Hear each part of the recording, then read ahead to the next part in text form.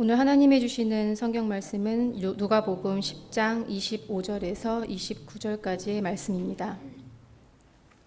어떤 율법사가 일어나 예수를 시험하여 가로되 선생님 내가 무엇을 하여야 영생을 얻으리이까? 예수께서 이르시되 율법에 무엇이라 기록되었으며 내가 어떻게 읽느냐? 대답하여 가로되 내 마음을 다하며 목숨을 다하며 힘을 다하며 뜻을 다하여 주 너의 하나님을 사랑하고 또한 내 이웃을 내 몸과 같이 사랑하라 하였나이다.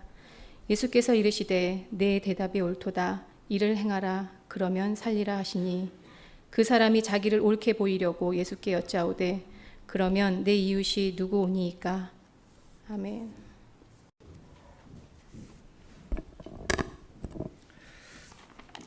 할렐루야. 주님의 이름으로 이곳에 오신 여러분들을 환영합니다. 우리 또 말씀 듣기 전에 함께 인사했으면 좋겠는데요. 우리가 아무리 또 찬양을 잘하고 우리가 아무리 또 말씀을 잘 전하고 모든 분위기가 좋아도 이곳에 성령께서 함께 하셔야 하는 줄 믿습니다. 그래서 우리 옆사람과 같이 인사할 때에 성령 하나님께서 우리와 함께 하십니다. 이렇게 옆사람과 함께 같이 인사하시겠습니다. 성령 하나님께서 지금 우리와 함께 하십니다. 성령 하나님께서 우리의 마음을 만져주시고 성령 하나님께서 우리의 모든 심령 깊은 곳까지 다 헤아려 보십니다. 저는요 오늘 누가복음 10장 25절에서 29절에 있는 말씀 가지고 질문이 답을 바꾼다 이런 제목으로 하나님의 말씀을 함께 나누고자 합니다. 참 질문이 중요합니다. 어떤 사람은 그런 말을 합니다. 동양과 서양을 크게 나눴을 때에 최근에 서양이 동양을 좀 많이 누르고 서양의 그 분위기로 사실은 지구가 돌아가고 있지 않습니까? 사실은요. 왜 그럴까? 왜 서방 열강들이 이쪽 동양 사람들을 그동안 많이 식민지도 만들고 누르면서 그렇게 왔을까? 왜 자꾸 이 서양은 힘이 세져 가는데 동양 사람들은 자꾸 약해져 갈까? 과거엔 안 그랬는데. 이런 얘기하면서 그 중에 하나를 어떤 분은 이렇게 말합니다. 동양의 고전을 읽다 보면은 거기에 책에 물음표가 없다는 겁니다. 느낌표도 없고 물음표도 없고. 그래서 끊어읽기도 힘들다고 합니다. 사실은 그래서 옛날에 그 중국에 있는 중국 성경 같은 거 보면 끊어읽기가 없어요. 한문으로 된 거는. 그러니까 거기 또 물음표도 없고 말이죠. 그러나 여러분 반대로 서양의 책들은 그렇지 않습니다. 혹시 여러분들 가지고 있는 그 한영 성경 가지고 있다면은 거기 분명히 나오죠. 한국 그 성경에는 물음표, 느낌표 이런 게 없어요. 이 개역 성경에는. 근데 옆에 영어가 같이 붙어 있다면은 영어 성경을 보세요. 그러면 거기에 물음표도 있고 이런 것들이 다 있습니다. 여러분들 질문을 하지 않는 그런 세계였다. 동양은 그동안. 그렇기 때문에 질문을 많이 하는 서양 그 세계에 의해서 조금 눌림을 받지 않았는가 그렇게 말하는 학자들도 있습니다. 질문이라는 것은 참 중요합니다. 그래서 성경에서도 보면은 구하라 라고 할 때 에스크라고 하잖아요. 뭔가 요청하고 또 질문도 하고 좀 그렇게 하라는 거죠. 찾아라 또 두드려라 이런 말씀들이 성경에 있는 거 마찬가지로 우리가 하나님 앞에 질문을 좀 해야 됩니다. 여러분의 인생은 그렇다면은 어떤 질문들을 가지고 여러분 살아가십니까? 지금 한번 생각해 보세요. 내가 지금 마음속에 나는 지금 이 시간 예배 드리면서 어떤 질문이 있지? 앞에 목사님이 질문이라는 얘기를 하는데 지금 내 머릿속에 마음속에 떠오르는 질문은 무엇입니까? 그 질문을 보면은 그 인생의 가치와 무게를 알 수가 있습니다. 제 집에 이제 뭐 3살, 4살 먹은 딸아이 같은 경우는 항상 질문이 그겁니다. 엄마 어디 있어? 아빠가 있는데도 엄마 어디 있어? 이제 중학교 아이가 이제 학교 갔다 와서도 묻는 질문은 또 엄마 어디 있어? 저한테 섭섭하게 해요. 항상 엄마 어디 있어? 고등학생인 아들도 또 엄마 어디 있냐고 항상 학교 갔다 오면 물어봐요. 그런 걸 보면서 야 이게 그 아이가 가지고 있는 그 질문 그게 그 아이의 가장 중요한 거거든요. 그 시간에 이런 것들. 3살짜리 아이가 제가 이제 우리 딸한테도 물어봤죠. 걔가 3살 되기 전에 아빠하고 이 사탕 캔디하고 어떤 게 더 좋으냐 물어봤더니 걔는 아빠보다는 캔디가 좋다고 그렇게 작년에 말을 했습니다. 뭐 아이들 고등학생 같은 경우는 항상 그 자동차 이런 거에 관심이 많잖아요. 그래서 무슨 이게 얼마짜리 뭐 람보기니냐 뭐 페라리냐 뭐 이런 거 막 저는 단어도 힘들데 그런 걸 막 얘기하더라고요. 그러니까 아이가 가지고 있는 질문, 그게 그 아이의 가장 큰 관심이고 그 질문이 무엇이냐에 따라서 그 사람의 가치가 아직 어리구나, 어느 정도 성숙했구나 라는 것을 알 수가 있다라고 하는 것입니다. 이 질문이 참 중요해요. 그래서 여러분들 지금 예배 드리면서 어떤 질문을 여러분들 갖고 있는지 한번 제가 이따 한번 물어보고 싶어요. 한국 부모님들은 아이가 학교 갔다 오면은 그렇게 물어보잖아요. 오늘 너 학교에서 뭐 배웠냐? 뭐 배웠냐? 이거 물어봅니다. 근데 유태인들은 어떤 질문을 한다고요? 애가 학교 갔다 오면은 너 오늘 어떤 질문을 했냐? 너 오늘 선생님께 어떤 질문을 했냐? 이거를 물어본다고 합니다. 그래서 그런지 세계 인구의 0.2%밖에 되지 않는 유태인들이 노벨상의 20%를 유태인들이 다 차지하고 있지 않습니까? 질문인 거죠. 그래서 사실은 진짜 질문하려면요, 한 가지를 질문하고 애가 말하면 거기에 대해서 세 가지를 질문하래요. 그러면 또 얘기하죠. 그럼 거기에 또 세 가지. 어마어마하게 이제 질문이 되어지는 거죠. 여러분들 다시 한번 여러분들한테 말합니다. 여러분들은 지금 어떤 질문을 여러분들 마음속에 갖고 있습니까? 오늘 예배 언제 끝나냐? 이런 질문들 혹시 속에 갖고 있습니까? 걱정하지 마세요. 점심 먹기 전에는 끝나니까. 예배가 끝나야 점심을 먹게 되니까. 또 소심한 사람들은 항상 밥 먹으면서도 마음속으로 그런 질문을 하죠. 오늘 밥값은 누가 내나? 내가 내야 되나? 저 사람이 내야 되나? 그 혈액형에 관해서 그런 얘기 있죠. 그 혈액형에 대해서 관심이 있는 나라가 이제 한국, 그 다음에 일본, 중국, 그 정도 나라가 관심이 있죠. 미국 사람들은 자기 혈액형이 뭔지도 몰라요. 근데 이 혈액형에 의해서 밥 먹는 그런 스타일이 다르다고 합니다. 식당에 가는 스타일이. 먼저 이렇게 같이 일을 하다가 대부분 혈액형이 B형인 사람들이 먼저 식당에 가자고 사람들을 다 이끌고 간다고 하지 않습니까? 그럼 가서 이제 밥을 먹어요. 밥을 먹는 동안에도 A형은 좀 소심합니다. 계속 그 생각을 하죠. 오늘 누가 밥값을 내야 되냐? 내가 오늘은 내야 되나?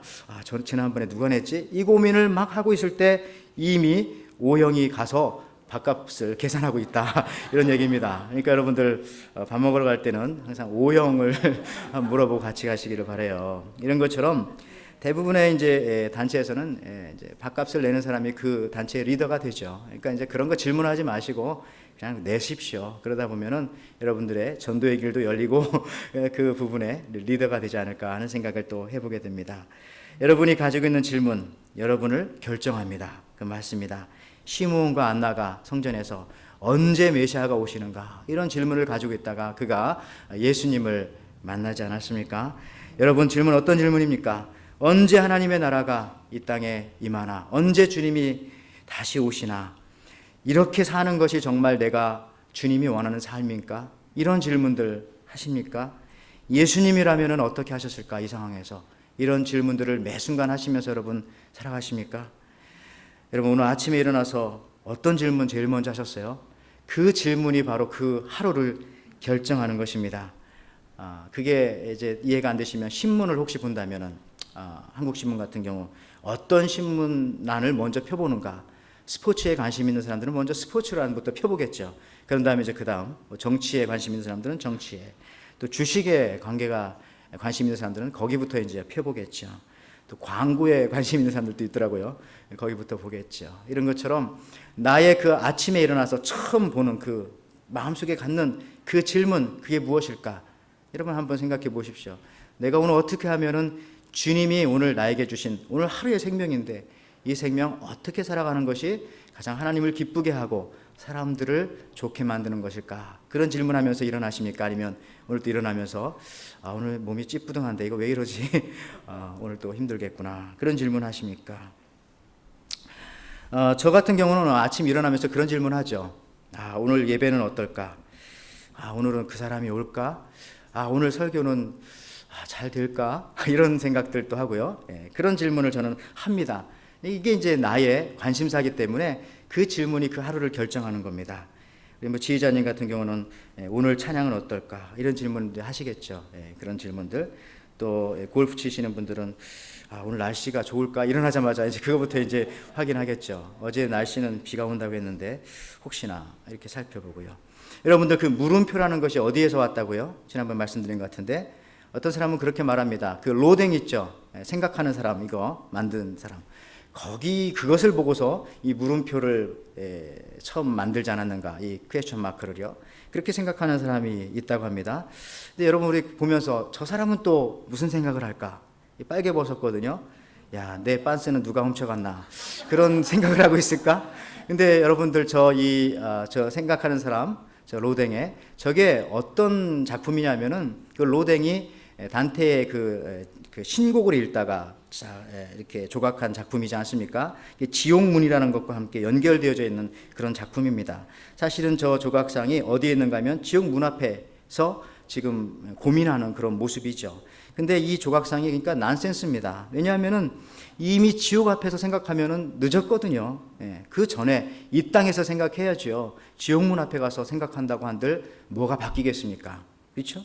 그러니까 이제 여러분들, 이 제대로 된 질문이라고 하는 것은 어떤 면에서 보면은 너무 늦지 않는 제때에 하는 질문이 또 제대로 된 질문일 수도 있습니다. 아무리 옳은 질문이라도 시간이 지나고 난 다음에 그 질문을 내놓으면은 이미 시간은 끝난 것이죠. 1955년 뉴욕이라고 하는 도시, 지난번에 제가 이 주보에도 글을 간단하게 썼는데 한 사람도 안 읽나 봐요. 뭐 아무도 얘기 안 하니까. 근데 거기에 보면은 1955년 뉴욕이라는 도시가 그 세계 어느 도시보다도 아주 범죄율이 높고 그런 도시였다고 하지 않습니까? 이런 상황 속에서 그래도 우리 뉴욕이라는 도시를 세계적인 도시로 만들자 해서 이제 이야기를 하게 되었어요. 뉴욕 경찰서장과 그 당시 그 뉴욕 시장이었던 줄리아니가 이렇게 만나서 이렇게 얘기를 했는데, 뉴욕 경찰서장은 이런 질문을 했다고 합니다. 이런 질문을 내놨다고 합니다. 어떻게 하면은 범인들 검거율을 높일까? 이 경찰서장이 내놓은 질문입니다. 어떻게 하면은 범인들을 검거하는 그 검거율을 높일까? 체포하는. 근데 줄리아니 시장은 이렇게 했다는 거죠. 어떻게 하면은 범죄를 줄일 수 있을까? 하는 질문을 내놨다는 거죠. 똑같은 상황인데. 그러니까 이제 경찰서장은 그렇게 얘기한 거죠. 이 범인들을 잘 검거하기 위해서는 좋은 신무기를 구입해야 되고 사와야 되고 그런 걸 개발해야 되고 더 체벌을 강화해가지고 범죄자들을 좀 무섭게 만들어야 된다. 뭐 이런 것들을 이제 그 질문에 맞게 내놓았겠죠. 근데 반대로 줄리아니 시장은 어떻게 하면 범죄를 줄일 수 있을까 하는 질문을 내놨기 때문에 거기에 맞게 거리의 조명을 밝히고 꺼졌던 가로등을 밝히고 또 지하철과 거리의 낙서를 다 지우고 거리에 깨져있던 유리창은 다 공짜로 깨끗하게 깨진 유리창을 다 갈고 그렇게 하다 보니까 범죄율이 63%나 그 해에 줄었다고 합니다. 계속 줄어갔겠죠. 여러분, 이처럼 질문이 중요한 겁니다. 어떻게 질문하느냐에 따라서 무기를 더 살 수도 있는 것이고 정말 그 도시를 아름답게도 만들 수 있는 것이다. 세상은 필요 없는 것, 여러분들 부정적인 것으로 항상 가게 되어 있습니다. 하나님을 떠난 세상은 엔트로피의 법칙이라고 하지 않습니까? 자꾸 이 불규칙성이 늘어나게 됩니다. 그래서 우리가 컴퓨터도 사서 처음에 쓰다 보면은 처음엔 잘 돌아가는데 한 2, 3년 지나면 뻑뻑뻑뻑 하면서 잘 안 돌아가고 막 자꾸 그렇게 되죠. 시간이 지날수록 그렇다는 겁니다. 근데 이제 MS도 그렇지만 퍼스널 컴퓨터도 그렇지만 애플 컴퓨터도 아마 좀 마찬가지인가 아닐까 하는 그런 생각을 하는데, 어저께 그 아이폰 6하고 아이폰 6 플러스가 나오지 않았습니까? 근데 이제 사람들이 제가 가봤더니 아침부터 막 줄을 서더라고요. 그래서 저도 아침에 갔냐 이렇게 물어보겠지만 나중에 얘기해 드리겠습니다. 근데 아침부터 줄 서고 난리였어요. 제 아이에게 데려다 주고 오면서 보니까. 근데 이제 스티븐 잡스가 항상 질문했던 게 그거라지 않습니까? Is the best what you can do? 이것이 네가 할 수 있는 최선이냐? 항상 이 직원들한테 물어보면 말했대요. 그래서 거기서 그렇다라고 못하면은 말 못하고 어중쩡하면 다 잘라버리고 막. 그러니까 이제 항상 엘리베이터 타고 올라갈 때도 이 스티븐 잡스 이 사람하고 안 만나기를 막 바랬다고 합니다. 이것이 네가 할 수 있는 최선이냐라고 물어봤을 때 그렇다고 대답할 사람이 그렇게 많지는 않지 않습니까? 근데 그렇게 할 수 있었던 것, 그 질문, 그게 최선이었나라고 하는 그 질문에 답하다가 보니까 그 애플을 다시 회생시켰고 거기에 그 아이폰과 애플 컴퓨터를 만들어서 지금도 아주 주구장창 성장하고 있습니다. 많이 팔렸다고 하더라고요. 많이 팔렸다고. 그동안 나온 그 핸드폰 중에 제일 좋은 핸드폰이라고도 어떤 사람들은 얘기를 하더라고요. 여러분들, 이런 겁니다. 어떤 질문을 던지냐에 따라서 그 미래가 보여진다고 하는 것이죠. 그런데 다시 말하자면 세상의 법칙은요, 항상 이 자꾸 나빠지는 쪽으로 가게 되어 있어요. 어쨌든지 간에 하나님을 떠난 세상은 좋은 쪽으로 가지 않는 것 같아요. 자꾸 처음엔 좋은 것 같은데 시간이 지나면서 거기에 나쁜 것들이 들어오면서 나빠지는 것 같아요. 그러니까 불필요한 것들, 부정적인 것들, 자신도 모르게 추구하게 되어 있는 것이 우리가 살아가고 있는 이 세상이라고 하는 겁니다. 그래서 여러분, 유행 있잖아요. 유행 따라 산다 할 때 그 유행. 사실은 유행이라는 것도 필요한 것을 추구하는 것이 아니라 불필요한 것을 추구하는 것이 사실 유행이지 않습니까? 예를 들자면 이런 거죠. 만약 남편이 아내의 생일날 선물로 꼭 필요한 샴푸 세트를 선물을 해줬다고 해보세요. 그러면 그날 저녁은 없습니다. 얼마나 부인 욕먹겠죠, 선물해주고. 그렇게 꼭 필요한 거 선물해주면 아내는 엄청 싫어해요. 그렇죠? 뭘 선물해줘야 됩니까? 제일 필요 없는 것 같은 것들. 그런 것들을 선물해주면 그게 진짜 귀한 선물이 되는 겁니다. 안 그렇습니까? 이게 사실은 그 자본주의의 메시지입니다. 자꾸 물건을 팔게 하고 사게 하고. 그렇죠? 목사인 저에게도 제게한테 꼭 필요한 것이 뭐 여러 가지 것들이 있겠지만 책 같은 게 필요하겠죠. 목사님들은 기도하고 또 책을 많이 보고 설교를 준비해야 되니까. 근데 어떤 성도가 책을 사다 줘요. 꼭 필요한 건데. 그러면 목사님들 다 좋아할 것 같습니까? 그렇지 않다는 거죠. 별로 안 좋아하기도 해요. 어떤 때 읽은 책도 사다 주지만 내가 책을 안 읽는다는 메시지가 이 속에 들어있는가? 더 좀 공부하라는 내용이 여기에 들어있는가? 이런 생각들도 하게 되고요. 우리 지휘자님이나 우리 찬양 인도하신 우리 조윤영 집사님에게 누군가 그 음악 CD라든지 어떤 복음성가 가수의 그 가스펠 CD를 사다 주면 이렇게 말할 것 같아요. 뭘 이런 걸 다. 그리고 기분 나빠할 것 같아요. 진짜 그렇지 않습니까? 꼭 필요하지만 그런 거 사다 주는 게 아니라 정말 필요하지 않은 것 같은 걸 사다 주면 그게 선물이 된다. 이것이 바로 우리 자본주의 세상에 사실 큰 메시지가 되는 겁니다. 그러니까 저도 하와이 와서 깜짝 놀란 것은요, 중고등부 학생들, 그러니까 대학생들, 여자들, 꼭 필요하지 않은 그 부츠를 여름에 막 지금 신고 다니더라고요. 그래서 이거 하와이에서 꼭 필요하지 않을 것 같은데, 근데 그게 가장 또 멋있는 거잖아요. 자기들 세계에서는. 이런 것처럼 이게 세상의 메시지인 거죠. 그러니까 그런 것에만 멈춰져 있는 것이 아니라 우리가 질문을 할 때도요, 항상 질문은 대부분 부정적인 것으로 가게 되어 있습니다. 이 세상에 내놓는 질문들입니다. 우리가 생각하는 것 중에 굉장히 많은 부정적인 질문들이 많아요. 위한다고 하지만은, 예를 들어서 이런 질문들이요. 우리 교회 이대로 좋은가? 좋은 것 같지만 굉장히 부정적인 질문이거든요. 그래서 이 질문에 답하다가 보면은 나중에 와서는 싸우게 돼요. 왜 이렇게 됐냐? 누구 때문이지? 막 추적하게 되고. 이런 질문 필요 없는데 꼭 필요한 것 같지만은 필요 없는 부정적인 질문. 우리 정치 이대로 좋은가? 나지는 한국 교회 성장의 걸림돌은 무엇인가? 이런 것들. 이런 질문들 가만히 보면요, 대부분의 90%의 질문들이 다 부정적인 질문이라는 것이죠. 여러분, 오늘 본문 말씀을 좀 보세요. 오늘 본문 말씀에 보니까 25절에 한 율법사가 예수님 앞에 와서 예수님에게 질문을 합니다. 근데 이 율법사는 굉장히 똑똑한 사람입니다. 왜냐하면 그 당시 대제사장들은 할아버지가 제사장이면은 아버지도 제사장, 나도 제사장이 되는 거예요. 그러니까 이제 대를 이어서 이렇게 그 임무를 가졌기 때문에 특별히 크게 공부하지 않아도 됩니다. 물론 거기에 이제 따르는 공부가 있겠지만, 그러나 이 율법사라고 하는 그 expert in the law라고 하는 이런 사람들은요, 율법사들은 굉장히 공부를 많이 한 사람들이에요. 공부를 해야만 율법사가 될 수 있습니다.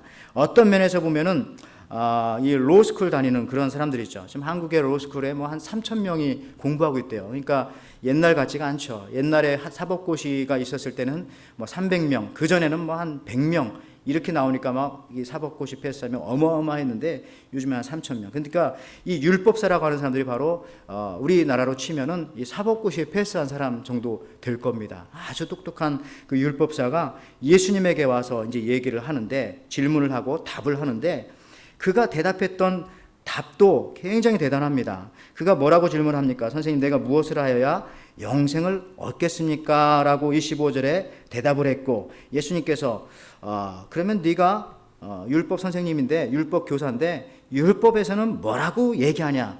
네가 어떻게 읽느냐라고 물어봤을 때에 27절에 대답하지 않습니까? 근데 대답했던 것이 아주 대단합니다. 누가복음 10장 27절에요. 대답하여 가로되 내 마음을 다하고 목숨을 다하고 힘을 다하여 다하며 뜻을 다하여 주 너희 하나님을 사랑하고 또한 내 이웃을 내 몸과 같이 사랑하라 하였나이다.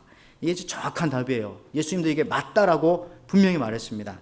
근데 여러분 지금이니까 우리가 이게 우리도 아는 답인데 생각하죠. 예수님이 이미 다 정리해 주신 답이잖아요. 율법의 핵심은 하나님 사랑, 이웃 사랑.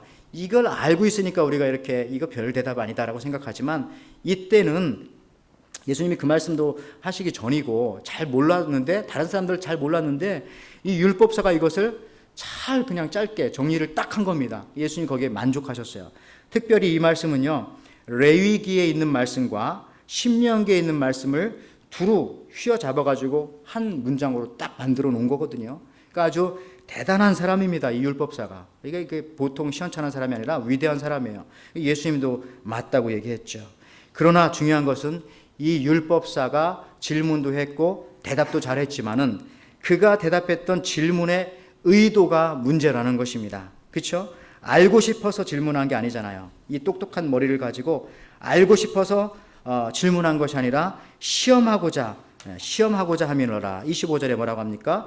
어떤 율법사가 일어나 예수께 시험하여 가로되 선생님 내가 무엇을 하여야 영생을 얻으리이까? 여러분 사람의 질문하는 이유를 주님은 알고 있었어요. 이 사람이 질문하는 이유를. 그러니까 성경에 그렇게 써져 있었죠. 시험코자 함이었더라. 이제 그걸 밝히지 않고 대답했는데도 주님은 이 사람이 하는 걸 딱 알아볼 수 있었어요. 근데 그 중에 하나가 뭐냐면 제가 그 단서가 율법사가 일어나서 예수님을 시험했다고 이렇게 말하고 있습니다. 보통 뭘 질문하고 할 때는 그냥 겸손하게 앉아서 이렇게 고개를 숙이면서 뭐가 어떻습니까? 라고 질문해야 되는데 이 사람은 뻘떡 일어나더니 손을 들고 의장 이렇게 얘기하는 것처럼 질문한 거죠. 일어서서. 그러니까 이제 알고 싶어서 정말 간절하여서 질문한 것이 아니라 남을 테스트하기 위해서 검문관처럼 시험관처럼 그렇게 질문한 것에 문제가 있는 것입니다. 그런데 예수님께서는 이런 율법사의 마음을 아시고 그의 마음을 바로잡기 위해서 또 이렇게 말씀을 하시지 않습니까? 26절 뒷부분에 그러면 네가 이것을 어떻게 이루냐? 예수께서 이르시되 율법이 무엇이라 기록하였으며 네가 어떻게 읽느냐라고 그렇게 말합니다. 율법에 어떻게 기록되었는지를 보는 것도 중요하지만은 그게 1차적인 거지만 더 중요한 것은 그것을 어떻게 읽느냐가 더 중요하다라고 하는 것이죠. 어떤 취지를 가지고 대화를 하고 어떤 목적을 가지고 질문을 하느냐 하는 것이 더 중요하다라고 하는 그런 말씀입니다. 여러분들 지난번에도 제가 말했지만 우리 무지개 같은 사장님 뭐 이런 얘기하면서 그런 얘기했던 것 같은데 같은 아류입니다. 연인과 연인 사이 또 솔로 싱글인 사람의 차이점이 있어요. 같은 글을 보더라도 다르게 읽습니다. 예를 들어서 이제 이런 거죠. 사랑해 보고 싶어 이런 말을 연인 관계에 있는 사람들은 지금 막 연애하는 사람들은요 정말 그렇게 읽어요. 사랑해 보고 싶어. 근데 늘 솔로로 살았던 사람들은요 똑같은 말이지만은 사랑해보고 싶어 이렇게 읽는다고요. 똑같은 단어지만 그러니까 이제 이게 사람의 그 위치에 따라서 다른데 어떻게 읽느냐가 참 중요한 건데 오늘 율법학자는 하나님의 말씀을 알고는 있었지만은 제대로 읽지를 못했어요. 물이 어디 있는지는 알았지만 그 물을 마시지는 못했어요. 갈증은 해결되지 않는 거죠. 알긴 알지만. 여러분들 마음으로 뜻으로 읽어야 하는데 눈으로만 그것을 읽었다는 겁니다. 어느 주일학교 학생들 여러분들 이렇게 제 주일학교 교사들한테 이 얘기를 가끔 해줬는데 아이가 이제 주일학교에 오는데 썬데이스쿨에 오는데 단추가 하나 떨어졌어요. 이 단추가. 근데 그 다음 주에도 보니까 또 단추가 떨어졌어요. 그냥 넘기면 안 되잖아요. 단추 떨어진 것 하나에서 그 아이를 읽어내야죠. 이 아이의 집에 무슨 일이 있는 거 아닌가? 지난주에도 그랬는데 이번 주에도 떨어진 단추를 달지 않고 그냥 왔네? 어머니가 아프신가? 부모님 사이가 서로 좋지 않은가? 엄마 아빠 사이가? 엄마가 집 나갔나? 아니면 아버지가 뭐 실직하셨나? 여러 가지 이런 것들을 유추해보고 생각해낼 수 있죠. 이게 이제 이 아이를 읽어내는 거죠. 그러면서 이제 대화하면서 정말 문제가 무엇인가? 겉으로 보면 그냥 단추 하나 떨어진 건데 떨어진 것을 2주, 3주 계속 읽고 왔다면 거기에 큰 의미가 들어있는데 그런 것들을 읽어내야 한다라고 하는 것이죠. 여러분들, 우리 성도들도 저도 이제 읽어낼 수 있어요. 이제 성도들이 보통 처음에는 이렇게 앞에 앉았다가 자꾸 뒤로 가다 보면 나중에 교회를 떠나시고요. 한 2주 2주 동안 안 나오는 게 참 위험하더라고요. 3주째 나오기가 힘듭니다. 뭐 이런 것들 다 읽어내야 되는데 읽어내도 뭐 잘 힘들어요. 근데 여러분들 마찬가지로 성경도 글씨만 읽으면 안 되고요. 예수님처럼 가늠한 여인을 돌로 쳐 죽이려고 했던 그 사람 바리새인들은요, 성경을 글씨로만 읽었기 때문에 그냥 글씨를 갖다 대면은 이 여자를 죽일 수밖에 없어요. 그러나 예수님께서는 이 여인의 마음을 알고 하나님의 마음을 읽었기 때문에 이 가늠한 여인을 요한복음 8장에서 구해내지 않습니까? 이런 것처럼 어떻게 읽느냐가 중요하다. 이 말은 오늘 제 설교 제목과 이렇게 맞춰 생각해 보면은 제대로 질문하라는 얘기입니다. 내 질문이 답을 바꾼다는 얘기죠. 너의 질문이 인생을 결정한다는 겁니다. 그게 정말 잘 읽은 건가? 그래서 네가 이것을 하나님 말씀을 제대로 읽고 나한테 질문하는 것이냐라고 예수님께서 말씀하시는 거죠. 여러분들, 제대로 읽은 사람만 제대로 질문할 수 있기 때문에 그렇습니다. 그렇죠? 하나님 말씀을 제대로 읽어야만이 제대로 하나님이 원하시는 질문을 우리 삶 속에서 해나갈 수 있다라고 하는 것입니다. 성경에 나와 있는 최초의 질문이 뭐예요? 그 질문 속에 하나님의 구원과 하나님의 사랑이 그 속에 들어있지 않습니까? 창세기 3장 9절 말씀 아니에요? 범죄한 아담과 하와에게 여호와 하나님이 아담을 부르시며 그에게 이르시되 내가 어디 있느냐? 라고 질문하십니다. 내가 어디 있느냐? 이 질문 속에 하나님의 사랑과 하나님의 구원의 역사와 구원의 시작이 들어있지 않습니까? 질문은 그래서 사랑인 겁니다. 이 질문을 통해서 근데 이 질문을 우리가 하나님으로부터 지금 이 시간에 우리가 직접 듣는다면 어떻겠어요? 아무개야, 너 지금 어디 있느냐? 그렇게 살아가는 그 인생, 그게 너희가 살아가야 할 그 위치고 그 자리냐? 아담아, 어디 있느냐? 아무개야, 어디 있느냐? 여러분들, 그 음성을, 우리가 이 음성을 듣게 된다면은 우리의 삶의 터전이 막 흔들리겠죠. 이렇게 살아가면 안 되는 거구나. 성경 여기저기에 근데 하나님의 이런 질문들로 가득 차 있습니다. 여러 가지 질문이 있지만 또 한 가지는요, 고난과 고난을 더 당했던 그 욥에게 하나님께서 그 자기가 당하는 고난에 대해서 풀 수 없었던 그 욥에게 하나님께서도 처음에 질문을 하지 않습니까? 욥기 38장 4절 말씀해 보니까 이렇게 질문합니다. 내가 땅의 기초를 놓았을 때에 내가 어디에 있었느냐? 내가 깨달아 알았거든 말할지니라. 내가 이 세상을, 우주를 창조할 때에 내가 어디 있었느냐? 이 질문 내가 하는데 너 한번 대답해봐라. 고민하는 욥에게 그렇게 대답을 했죠. 근데 욥이 한마디도 하지 못하고 이 질문 때문에 사실은 이제 하나님 앞에 큰 깨달음을 얻고 다시 돌아오게 되는데, 무슨 말입니까? 세상의 기초를 놓을 때 내가 어디 있었느냐? 네가 지금 당하고 있는 고난과 그 아픔과 슬픔 내가 다 알 뿐만 아니라 영원이라고 하는 그 시간 속에서 잠깐 지나가는 것이다 라고 받아들여라. 내가 지금 지켜보고 있잖아. 다 보상해 줄 거야 라고 하신 하나님의 그 음성. 내가 당하는 아픔도 잠깐이지만은 내가 가지고 있는 부와 명예도 동시에 잠깐이라고 하는 사실들, 이런 말씀들을 이 하나님의 음성을 통해서, 이 질문을 통해서 우리가 깨닫게 되어지는 것입니다. 여러분들, 인간의 3대 질문이 있다고 하지 않습니까? 3대 질문. 20대에는 이런 질문을 한다고 합니다. 누구와 함께 살까? 이게 이제 관계적인 질문이겠죠. 나이가 20살 먹으면 내가 누구와 함께 살지? 그래서 20살 먹은 그 청년들은 내가 누구랑 결혼하지? 이걸 계속 고민하고 나의 짝은 어디 있는가 고민하고 연애하지 않습니까? 30대의 질문은 어떤 겁니까? 어떻게 살까? 직업과 역할에 관련된 그런 질문이겠죠. 어떻게 하면 잘 살까? 어떻게 하면 풍요롭게 살까? 이런 질문하겠죠. 40대가 되어서야 사람들은 이런 질문합니다. 왜 살까? 왜 사는 거지 내가? 왜냐하면 그때 이제 어느 정도 이루어 놓은 것도 있고 하면서 아이들도 다 크고, 남자들은 그때 이런 생각하겠죠. 내가 돈 버는 기계였는가 그동안. 또 여자들은 애들이 다 크는 거 보고 내가 이렇게 살아왔던 것이 내 꿈을 이루는 그런 삶이었는가? 이런 생각들 하는 거죠. 그러면서 왜 살까? 근데 여러분, 이렇게 얘기하더라고요. 이 순서를 사실은 바꿔야 된다는 겁니다. 맨 먼저 우리가 40대에 넘어서 하는 이 질문을 사실은 맨 먼저 해야 된다는 거죠. 크리스찬이라면은. 왜 사는가? 라고 하는 그 질문부터 해놓고 난 다음에 어떻게 살까? 누구와 살까? 이런 순서로 나가야 한다라고 하는 것입니다. 그러니까 질문의 순서도 참 중요한 거예요. 근데 우리는 항상 질문의 순서를 거꾸로 하기 때문에 거기서 마지막에 가서 자꾸 당황하게 되고 그동안 살아온 뒷길을 돌아보면서 후회하게 된다는 거죠. 마가복음 8장 27절 말씀해 보면은요, 신약 성경에도 예수님께서 여러 가지 질문을 하셨는데 그 중에서도 제자들을 불러놓고 물으신 질문은 참으로 중요한 질문이었어요.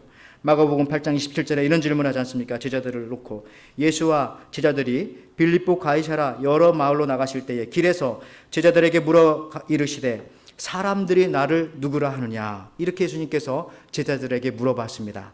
근데 그 다음 절에요, 마가복음 8장 29절에는요 또 물으시되 너희는 나를 누구라 하느냐. 베드로가 대답하여 이르되 주는 그리스도시니이다 하매. 사실 예수님께서 이제 처음에 한 질문은 그렇게 큰 관심이 없었어요. 사람들이 나를 누구를 하느냐, 이거는 뭐 중요한 질문 아니니까 넘어갔고, 그 다음에 너는 그러면 나를 누구라 하느냐라고 그렇게 질문을 했다는 거죠. 이 질문이 매우 중요한 질문입니다. 사실 우리가 크리스찬이라고 다 얘기하잖아요. 이 질문에 답할 수 있는 사람만이 크리스찬이라는 겁니다. 그렇죠?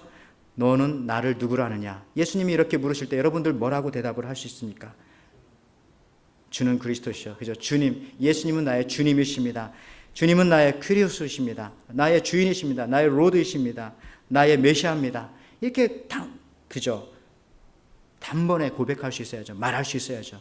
그 답이 내 입술에 들어 있어야죠. 근데 그렇지 않고 이것에 대해서 대답하지 못한다면은, 그 질문에 대해서 대답하지 못한다면은 교인일 수는 있지만은, 뭐 장로교 교인일 수는 있지만은, 그러나 그리스도인은 아닐 수도 있다는 얘기죠. 이 질문에 대해서 우리가 답할 수 있어야 된다는 겁니다. 근데 정말 예수님과 관계 있음을 증명하려면요, 너희는 나를 누구라 하느냐, 이 질문에 꺼리낌 없이 대답했을 뿐만 아니라 또 이제 그런 삶을 또 살아가야 되겠죠. 주님을 나의 주인으로 모시는 삶을 살아가고 있느냐. 사실은 그 질문 속에는 그 입술의 대답뿐만 아니라 그렇다면은 그러한 삶을 네가 지금 살아가고 있는가라고 하는 그 질문도 그 속에 들어있는 것입니다. 예수님의 질문, 너희는 나를 누구라 하느냐는 질문에 대한 답으로 내 인생이 결정되는 거 아니겠습니까? 그 질문에 의해서 나의 존재가 결정되는 겁니다. 예수님을 구주로 고백하면 내가 구원받은 백성이 되는 거고, 예수님을 하나님으로 고백하면 내가 하나님의 자녀가 되는 것입니다. 여러분, 이제 우리가 오늘 율법사와 같이 질문을 한다면 그것은 하나님의 마음을 잘못 읽는 것입니다. 하나님의 말씀을 잘못 읽은 것이죠. 그 마음에 순수함이 없고 남을 넘어뜨리기 위한 질문, 남을 시험하기 위한 그 질문. 여러분, 그래서 우리의 인생의 질문을 잘 해야 합니다. 그 질문이 우리의 인생을 바꾸기 때문에 그렇습니다. 여러분이 어떤 질문을 가지고 있습니까? 어떤 화가가 그림을 이렇게 그려놓고서 그 밑에다가 이제 그렇게 써놨죠. 이 그림의 잘못된 점은 무엇입니까? 여기다 써주세요. 그랬더니 그 그림 밑에 그 공란에다가 사람들이 이 그림의 잘못된 점만 잔뜩 썼어요. 나중에 하도 쓰다 못해가지고 잘못되지 않은 것 같은 것까지도 그 밑에다가 막 써놨어요. 이러면 안 되겠다라고 해서 다음에 이제 질문을 바꿨죠. 이 그림을 보면서 무엇이 가장 인상적인가? 어떤 부분이 가장 느낌이 좋은가? 이렇게 질문했더니 사람들이 거기다가 가장 인상적인 점들, 좋은 얘기만 잔뜩 썼다는 얘기입니다. 똑같은 얘기예요. 똑같은 그림이지만은 어떻게 질문하느냐에 따라서 그 질문에 돌아오는 답은 다르다는 겁니다. 그러니까 우리가 어떤 질문을 또 이 세상에 가지고 살아가야겠습니까? 우리의 삶에 이런 것들을 한번 적용해 보세요. 내가 상대방으로부터 듣는 말, 내가 그렇게 질문했기 때문에 그 말을 내가 지금 듣고 살아가는 겁니다. 여러분, 이 얘기 잘 아시죠? 유태인의 탈무드와 관계된 이야기인데 그 우스운 얘기가 있지 않습니까? 유태인 청년 2명이 뭐 담배 피우는 것과 기도하는 것에 대해서 이걸 동시에 할 수 있느냐라고 하는 이 고민을 가지고 서로 논쟁을 하다가 이제 우리가 라피한테 가서 물어보자 해서 처음에 청년이 가서 이렇게 물어봤습니다. 라피한테 가서, 선생님, 기도하면서 담배 피우면 안 되나요? 이렇게 물어봤어요. 그랬더니 라피가 하는 말이, 기도하면서 담배 피우는 거? 그건 안 되지. 이 얘기를 듣고 와가지고, 거봐, 기도하면서 담배 피우면 안 된대잖아. 이렇게 얘기를 했어요. 그랬더니 그 나머지 친구가 이렇게 말합니다. 그래? 네가 어떻게 질문했기 때문에 그러냐? 내가 가서 다시 질문하지. 가서 이 청년이 또 이렇게 질문했다고 하지 않습니까? 라피한테. 그러면 담배 피우면서, 선생님, 담배 피우면서 기도하면 안 되나요? 이렇게 들었더니 이제 라피가 하는 말이, 담배를 피우면서 기도하는 거? 그거 괜찮지. 기도는 언제나 할 수 있으니까. 그건 괜찮아. 이렇게 대답했다고 합니다. 똑같은 얘기지만은 그 순서만 바꿔놓으니까 다른 거잖아요. 여러분들 이런 것처럼 질문을 어떻게 하느냐에 따라서 우리의 보는 눈도 달라지고 돌아오는 답도 다를 뿐만 아니라 우리의 인생의 루트도 이게 다르게 결정되어진다는 것이죠. 어떻게 보느냐에 따라서. 여러분, 창세기 6장은 노아의 심판장이라고 우리가 그동안 계속 얘기했지만은 왜 그렇게 얘기합니까? 노아의 구원이죠. 그렇게 말하면 좋은 거죠.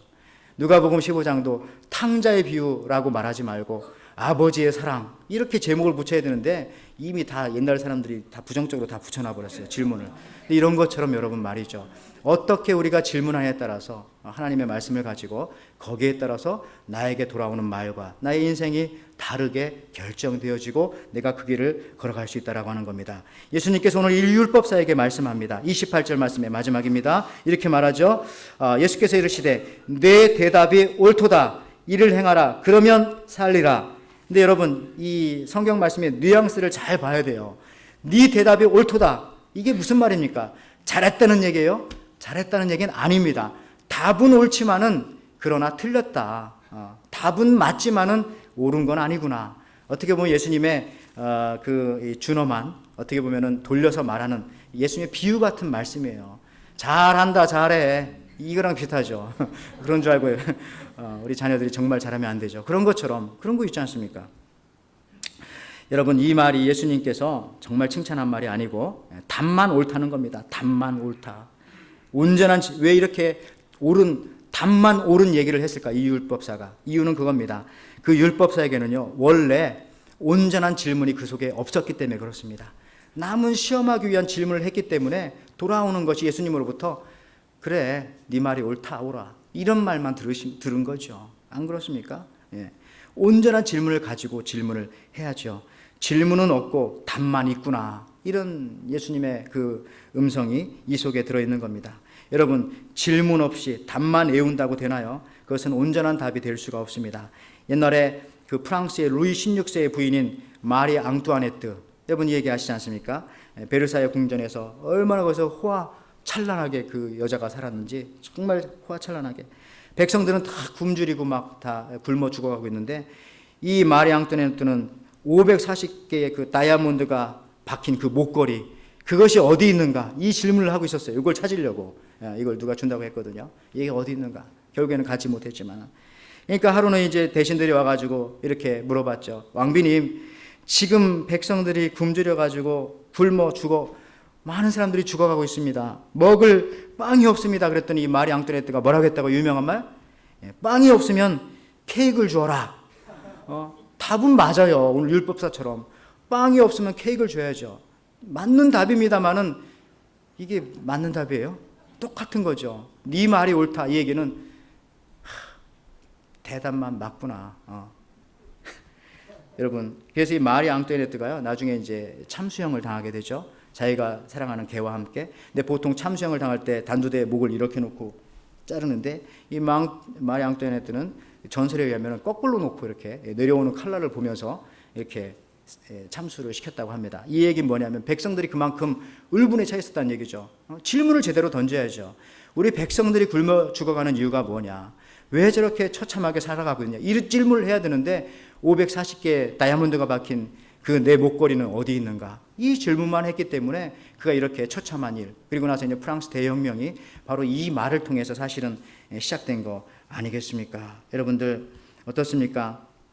이제 말씀을 마치면서요.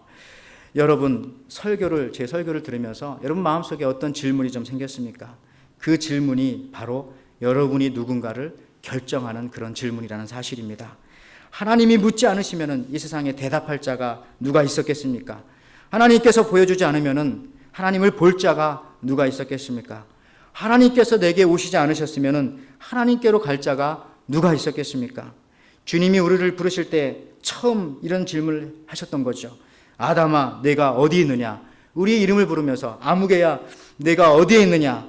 라고 부르시면서 우리한테 하나님께서 다가오셨죠. 그리고 우리 주님이 계속해서 질문하십니다. 그러면 너는 나를 누구라 하느냐? 너는 나를 누구라 하느냐? 주님이십니다. 라고 고백하면서 주님은 또 이렇게 말씀하십니다. 그러면 나를 주로 고백하는 삶을 살아야지. 뭘 먹을까? 뭘 마실까? 뭘 입을까? 여러분 이제 우리 이런 순간적인 질문들 이것도 중요하지만 그러나 우리가 영생을 얻은 사람들로서 이런 질문들은 좀 이제 2차적인 질문으로 버리시기 바랍니다. 새털처럼 우리의 죽음과 함께 날아가 버릴 그 가벼운 질문들을 여러분들 버리시기 바랍니다. 좀 더 영원한 질문, 깊이 있는 질문, 남을 비판하고 테스트하는 질문이 아니라 배우고 성숙하고 남을 세워주기 위한 질문을 통해서 신앙의 성숙으로 예수님을 닮아가시는 우리 온 에덴교회 성도들이 되시기를 주님의 이름으로 축원을 드립니다.